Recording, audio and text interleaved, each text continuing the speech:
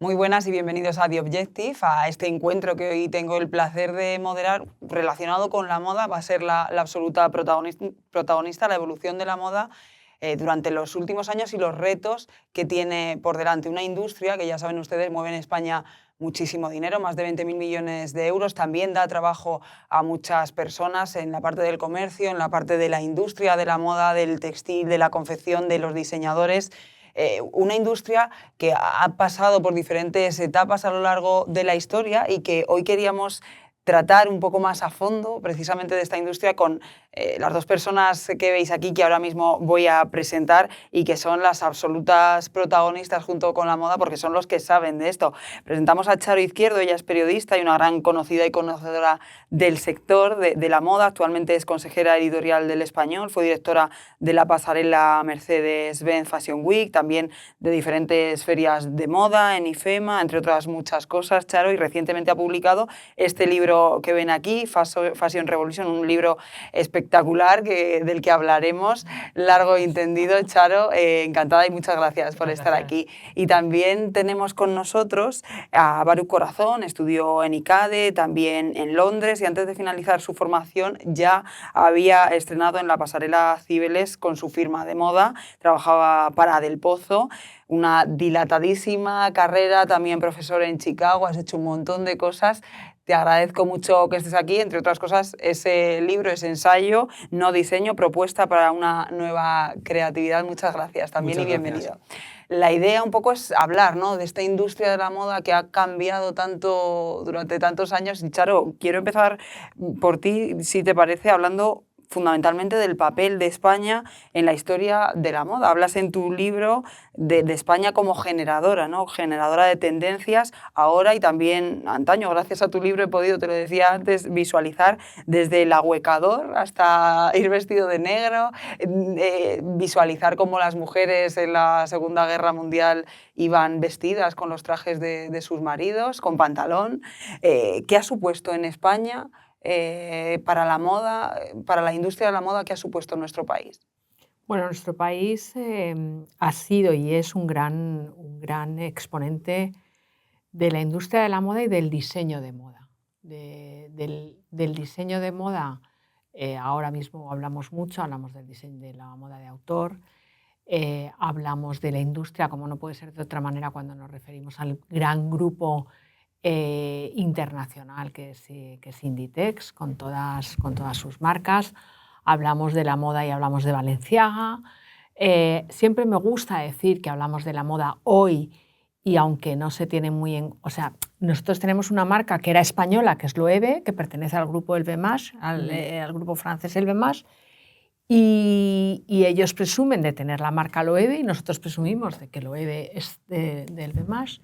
Nosotros tenemos una gran empresa que es Puig, y que es dueña de Carolina Herrera, Nina Ricci, Paco Rabanne, Dries Van Noten, Jean-Paul Gaultier. Quiero decir que deberíamos empezar también a sacar pecho, ¿no? A sacar pecho y a decir que nosotros también tenemos una multinacional del gran diseño de la costura en nuestro país. Y luego en España ha habido figuras importantísimas. Ha habido, tú hablabas del negro, ¿no? El negro que viene de cuando la conquista se descubre el palo de Campeche, ¿no? Y entonces este negro que pone la corte española tan de moda. Pero luego hay un personaje del que hablo algo en el libro, que es Eugenia de Montijo, que fue, yo la llamo la primera influencer, ¿no? ¿no? Utilizando desvergonzadamente el lenguaje actual, sí. Porque ella ella la copiaban en Estados Unidos, pero además ella con Frederick Worth, que era un diseñador británico, de alguna manera como entre ellos crean la alta costura, ¿no? Él fue el gran inventor, por decirlo así, de la alta costura, ¿no? Entonces siempre se dice que la alta costura es francesa, pero la inventó un inglés y la promocionó una española. Y esa española era Eugenia de Montijo, casada con Napoleón II. Y bueno, pues de ese personaje hablo mucho. También hablas de Sorolla. Y hablo también de Sorolla como importancia. un gran importador de las corrientes de moda, ¿no? Sorolla, que conoció extrañamente la gloria en vida, ¿no? Él tenía una esposa, Clotilde, a la que vestía, para la que compraba ropa y zapatos en sus viajes, y él hizo algo maravilloso, y es que puso, sin saberlo, de alguna manera, puso sin saberlo de moda un vestido que es un clásico de la historia de la moda, que es el vestido Delfos, que también es la creación de otro español, que es Mariano Fortuny. Y entonces él pone a su hija, Elena, creo que se llamaba, le pone un Fortuny como se llevaba un Delfos, perdón, como se llevaba el Delfos sin ropa interior, lo cual también era de una osadía, un atrevimiento para la época. De un atrevimiento para la época increíble, y lo luce su hija en un cuadro que es famosísimo. Entonces ahí, bueno, hay una serie de personajes en España pues muy importantes, ¿no? Incluyes ese cuadro en el libro, y además es que es curioso, Sí. porque es verdad que uno lo ve ahora y está de plena actualidad. Es un Totalmente. estilismo que podríamos llevar Vamos cualquiera. a ver, es que después los plisados de Fortuny los capta y los reedita otro de los grandes, que es Issei Miyake, ¿no? Pero es que ahora mismo, si tú te vas aquí muy cerca a la tienda de Adolfo Domínguez, también sigues teniendo esa especie de plisados, no son los de... Quiero decir que es un trabajo que parte de Fortuny y que llega hasta nuestra actualidad, ¿no? Es impresionante. La verdad que sí. Baruch, vamos, si quieres, contigo. Sí. Damos un salto a la época de la que hablaba Charo. Sí. Ahora hablamos, si te parece, de los 60, 70. Tú también tratas de eso en tu libro, y un giro, ¿no? El uso de los vaqueros. Sí. El cambio que supone el de repente usamos vaqueros, la mujer y el hombre, pero sobre todo, fundamentalmente, la mujer empieza a utilizar vaqueros. ¿Qué supone esto para la industria?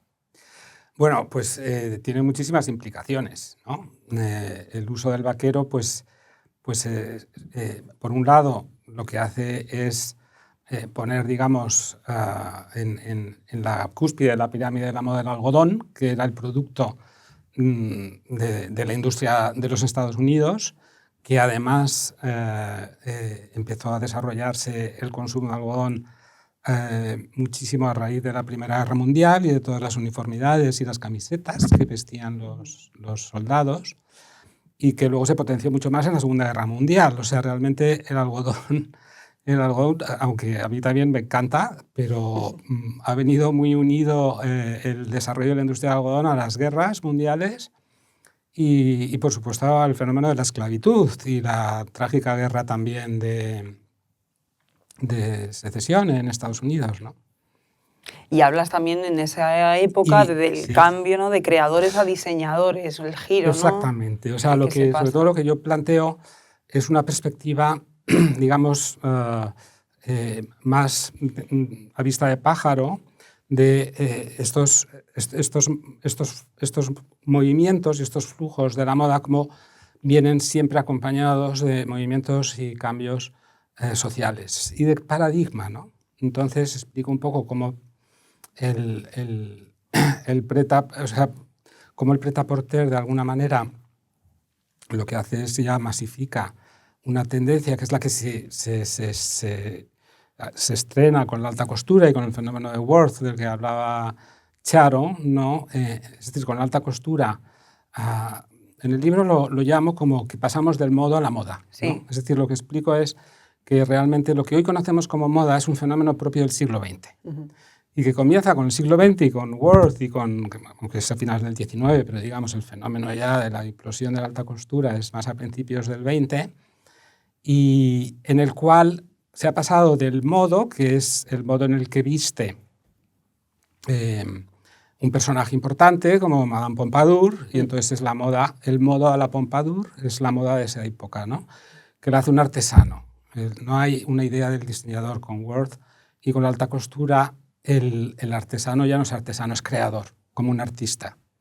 Además, tenemos que situarnos, ¿no? Es decir, no solamente es un artista que impone su criterio a las clientas, es decir, ya las clientas eligen lo que él hace, él no hace lo que las clientas le dicen, sino que además, encima, dentro del elenco de los artistas, es el único que se permite el lujo de decir, es que lo que me has comprado a la temporada próxima ya no te vale, me tienes que comprar otro nuevo, ¿no? Entonces, imagínate lo que esto supone. Luego, además, todo ese contenido, digamos,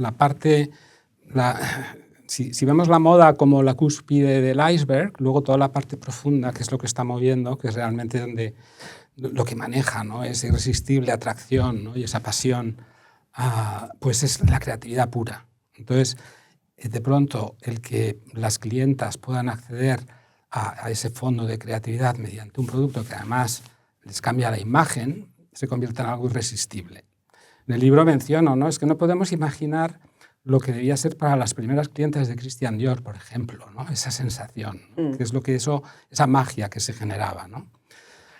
¿Qué sucede? Que a lo largo del siglo XX el capitalismo va transformándose, la sociedad y el capitalismo se va corporativizando, y por un lado es muy interesante porque por un lado, digamos, estos creadores de pronto encuentran un canal industrial, que es el prêt-à-porter, y de ahí el boom del prêt-à-porter, con lo cual, digamos, esa bomba nuclear, que es todo lo que subyace, la parte de abajo del iceberg, de pronto la pueden adquirir muchas más personas, y además una clase media que además tiene más poder adquisitivo porque estamos ya en otra fase del capitalismo en el cual el sector servicios y comunicación y la época de los Mad Men y la publicidad y el marketing, todo eso el consumismo, está ¿no? generando, claro, el consumismo, ¿no? El consumismo en sí mismo, sí.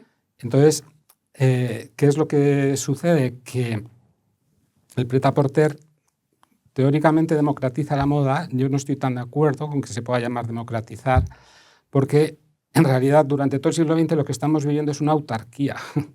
No es una autarquía de los creadores, que son los que marcan. Sin embargo, este fenómeno de la corporativización pues va convirtiendo, transformando la industria de la moda en otra dirección. Y entonces llegamos al siglo XXI, en la cual esa virulencia creativa, esa relación entre el creador y el público se ha perdido porque está intermediada por las grandes corporaciones que no tienen la misma conexión. Es decir, la creatividad realmente es una conexión de consciencia a consciencia, ¿no? De creador a cliente. Y la corporación lo convierte ya en un instrumento de marketing. Y pasamos, además de lo que llama un consumo aspiracional, en el cual también, como vistes y el vestir a la moda te situaba en la sociedad, a algo que se da a finales del siglo XX y que en un artículo que escribí para Vogue en el 2000 hablaba de consumo emocional.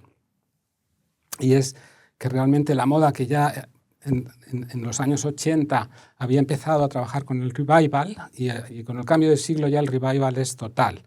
Y es ya con la moda no estás identificándote tanto tu estatus social como lo que realmente te mueve a comprar es esas emociones que está despertando en ti porque te recuerda a una época, y no solo en la moda, en los coches, es cuando sale el New Beetle, el New 500, ¿no? Es decir, es en todo el diseño, claro.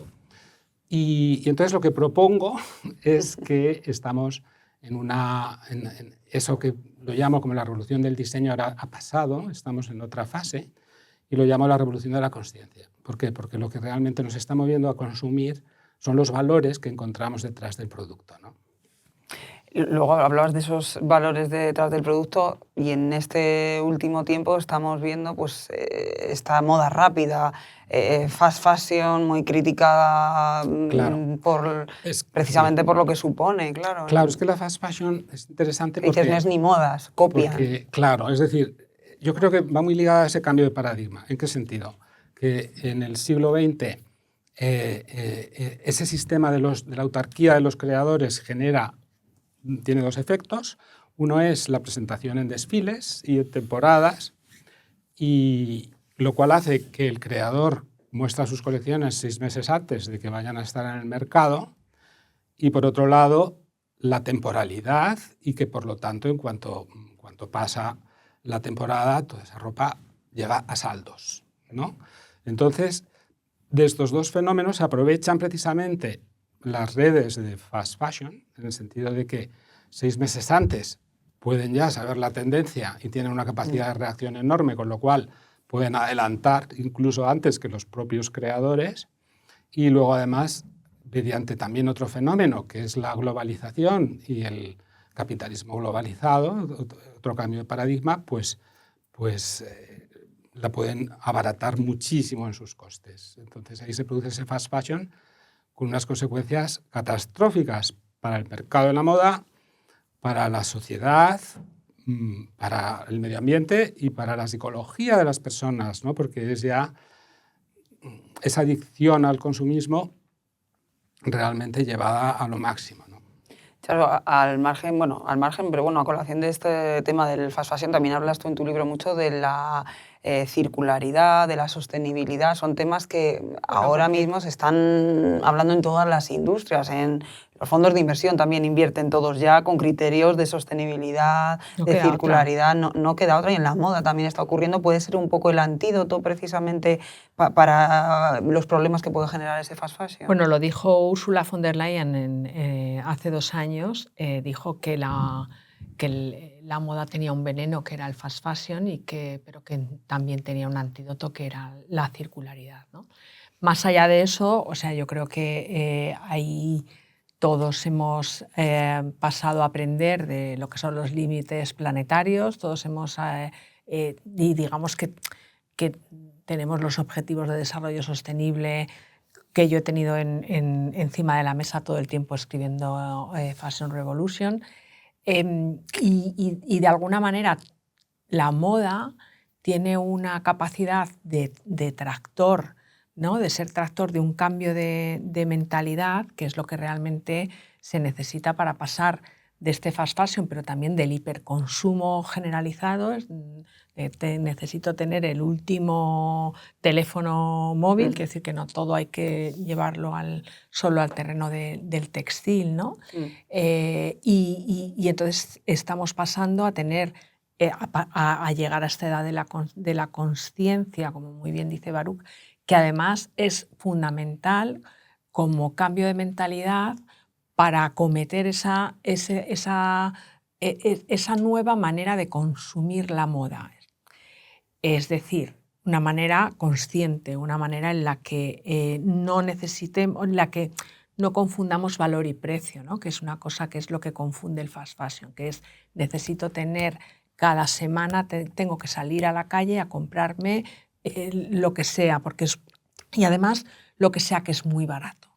Entonces, ahora mismo se está cambiando precisamente con esa visión no solo de la circularidad, sino de los valores medioambientales, sociales y de gobierno corporativo en general, y por eso los fondos de inversión también están invirtiendo en empresas sostenibles o que prometen sostenibilidad. Y estamos en un momento donde el equilibrio no existe todavía. Y estamos en un momento también distópico, como es casi todo lo que nos está pasando en los últimos años, en los que por un lado se habla de este cambio de paradigma, de este cambio de mentalidad, de esta necesidad de cambiar el consumo, el de la moda también, y al mismo tiempo manteniendo el fast fashion. Y estamos en una etapa en la que mucha gente se dice, el no sé cuántos % de la generación millennial y de los Z estarían dispuestos a comprar ropa más cara si es trazable y transparentemente sostenible. Y luego de repente hay empresas chinas, que no daré el nombre, donde compran gran parte de los jóvenes, ¿no? Entonces, si lo das. Eso sí, bueno, yo iba a preguntar por ahí. Shame is a shame, sí, ¿no? Sí. Entonces, realmente estamos viviendo un desequilibrio brutal, pero yo que soy muy optimista, veo que sí que hay incluso grandes empresas más del fast fashion, ¿no? Como puede ser el grupo Inditex, que están haciendo una reconversión, ¿no? Una cierta reconversión, están moviendo un poco las paredes, ¿no? Y no solamente ellos, sino en general. ¿Por qué? Porque también el público está pidiendo otra cosa. ¿Y porque ha ocurrido una cosa importantísima? Y es que la moda ha pasado de ser una industria muy poco regulada a ser una industria hiperregulada. Entonces, donde ahí, se va a pasar de dejar la responsabilidad solo en el consumidor, por ejemplo, en el tema del reciclaje, a que las empresas productoras tienen también su responsabilidad, ¿no? con la responsabilidad del scrap, ¿no? Entonces ahí está habiendo grandes cambios. Y nuevamente ahí España también está demostrando ser muy innovadora. Hablaba antes Baruch de los vaqueros, ¿no? Nosotros tenemos en España una empresa en Valencia que es Yanology, porque el vaquero es una de las prendas que usa, y las camisetas, o sea, las prendas de algodón que usan más agua en su fabricación, ¿no? Entonces, por ejemplo, esta empresa, Yanology, que está en Valencia, ha conseguido unos sistemas de fabricación donde prácticamente no usan agua, un vaso, frente a los litros increíbles de necesidad de agua para la fabricación de vaquero, donde en lugar de la piedra para desgastar el vaquero utilizan otros sistemas, y esto además han conseguido venderlo a marcas internacionales de fabricación de jeans, ¿no? Entonces, bueno, quiero decir que yo creo que yo soy súper optimista, la verdad. También hablamos también de la tecnología, también habláis mucho en ambos de diferentes puntos de vista de la tecnología, del algoritmo, ¿no? Tú cuentas, Baruch, que es el nuevo diseñador. Claro. Es que el algoritmo es el nuevo diseñador. Y ahí es donde, si antes hablaba de la autarquía del creador en el siglo XX, el algoritmo realmente también es una forma de democratización, ¿no? Porque realmente lo que está es recabando los datos de la mayoría de los usuarios y está de alguna manera al servicio de la mayoría, ¿no? de la demanda de los usuarios, ¿no? De alguna manera es una forma de democratización y su lado negativo de mediocrización, ¿no? Es decir, porque a veces se confunde democracia con mediocracia, ¿no? Es decir, con hacer las cosas mediocres porque son las que más placen a la media, ¿no? Pero fíjate que lo de la tecnología es importantísima a la hora de acometer la sostenibilidad, ¿no? Es decir, que gracias a la tecnología y gracias no al algoritmo, sino a la inteligencia artificial, por ejemplo, hay sistemas de patronaje ahora mismo que en lugar de, pues que ya reproducen el movimiento del cuerpo humano, por lo tanto, se gasta menos tiempo y menos dinero en la elaboración de los prototipos, ¿no? O el tipo de patrón que se hace, pues se pierde menos tejido, por ejemplo, ¿no? Entonces ahí creo que la tecnología es fundamental. La tecnología y la sostenibilidad son las dos grandes herramientas que tiene la moda para crecer, ¿no? Y van de la mano. Ya para finalizar, la verdad que ha sido una charla de lo más interesante donde hemos repasado varias cuestiones. Quería que me puntualizaseis 2, 3 retos que creéis que tiene la moda, concretamente la moda española, de cara a futuro. Hablamos pues eso, de realidades distópicas que estamos viviendo, de todo el fast fashion, de toda la tecnología. ¿Qué retos tiene para la industria de la moda seguir creciendo, teniendo marcas, como comentamos, internacionales, que están por todos los rincones del planeta, pero que, bueno, que queremos seguir creciendo y haciéndolo mejor? Bueno, yo creo que España tiene, por un lado, que crear marca de moda, y eso es un reto a nivel global, no solo de los diseñadores, sino a nivel global. Es decir, tiene que sacar pecho de país productor de moda, no de textil, porque quiero decir, hay que también distinguir entre la moda y la industria textil, ¿no? Y creo que en la moda tenemos grandes nombres. Creo que España, fíjate, Francia ya desarrolla el negocio de la alta costura y lo tipifica en el siglo XIX. Es decir, que hemos tardado mucho en copiar, digamos, este sistema, ¿no? Y España tiene una herramienta maravillosa que tiene mucho que ver con lo que hablábamos de sostenibilidad, que es la artesanía. En España hay una artesanía maravillosa y es una artesanía que, utilizada a la manera, digamos, actual, ¿no? Contemporánea, es una de las grandes salidas de la moda española. Sí, estoy de acuerdo que desde luego la artesanía es un valor que tenemos, y con la riqueza cultural y la diversidad cultural que tenemos en España, pues es interesantísimo. No hay que olvidar que, bueno, que España, fíjate, en el siglo XV era el primer país exportador de lana merina. La lana merina es propia de Castilla, ¿no? Y era el oro de Castilla realmente. Si bien ya entonces luego lo transformaban y lo convertían en producto de lujo los ingleses. Sí. Y luego es curioso porque también fíjate que el índigo, que lo llamaban el oro azul, porque hasta que se descubrió América también sucedió como lo del negro con el palo de Campeche, pues el índigo era el oro azul y España era el mayor productor de índigo. Y entonces en Segovia he tenido la oportunidad de estar con una artesana que hace los tintes manuales y dice que encuentra incluso ahí al lado de las carreteras plantas de índigo, que no se sabe qué es eso, y son vestigios de todas las plantaciones que había entonces. Al descubrir América, en otros países de Sudamérica se daba muchísimo mejor, con lo cual ya toda la importación de índigo se centró ahí. Pero hablabas de los retos de la moda de España.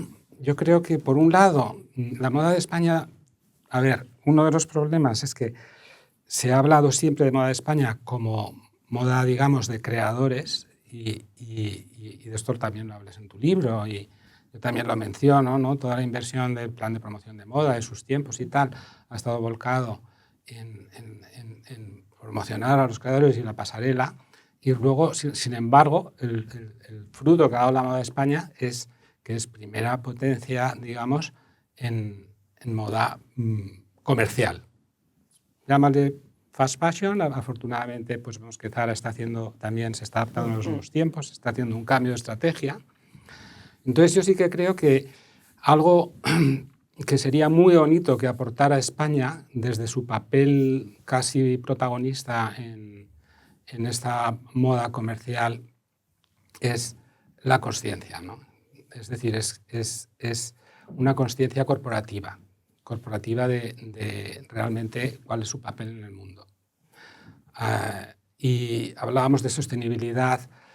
La sostenibilidad tiene un peligro, como todos sabemos, el greenwashing, que incluso la legislación europea ya ha prohibido el hablar así, de decir que esto es 100% orgánico, natural, es decir, utilizar todos estos términos que luego son muy poco contrastables. Como decía Charo, es una realidad en la industria de la moda y hay como 300 y pico certificaciones diferentes. Pero la sostenibilidad no es nada sin una consciencia de la sostenibilidad, es decir, una consciencia de lo que eres, el medio ambiente, y una consciencia expandida de que lo importante no es solo tu corporación, sino que esa corporación no es nada sin el medio ambiente en el cual se desarrolla, ¿no? Y esa es la auténtica sostenibilidad que yo creo que sería muy bonito que pudiéramos aportar. Y luego otro elemento en el que sí que creo que podemos aportar, porque España es un país naturalmente que estimula a los creativos, aunque no los alimente, aunque no los alimente, pero estimula que haya creativos en este país, y es la innovación. Hablabas de esta empresa de Genealogy. Hay otra empresa que es menos vistosa porque trabaja más por detrás, que se llama Pyratex, y estos trabajan con una cantidad, un repertorio de fibras que van desde la ortiga hasta las algas, y están trabajando para 250 firmas internacionales de primer nivel. y están haciendo un trabajo impresionante. Y luego también, por supuesto, pues otra que ha sido, que es un ejemplo precioso, ¿no? de este cambio en la perspectiva, en el mensaje, que es Ecoalf, ¿no? Sí, claro. Bueno, sí, hay muchas. Y las fábricas de textil santanderina, por ejemplo, que tiene todos los trabajos con el textil de PET, ¿no? Es decir, Entonces hay motivos para el optimismo. No, Charo, yo soy muy optimista, pero creo que efectivamente hay una parte ahí muy importante que es que tú estabas empezando a decir, que es la unión entre la industria y el creador, ¿no? Claro. Yo creo que eso es básico. Pues Charo, Baruch, ha sido un verdadero placer. Muchísimas gracias. 2 libros imprescindibles, sin duda, para entender un poco más sobre este sector tan grande y tan complejo como la moda. Muchas gracias por haber estado en Gracias. Proyectil. Muchas gracias.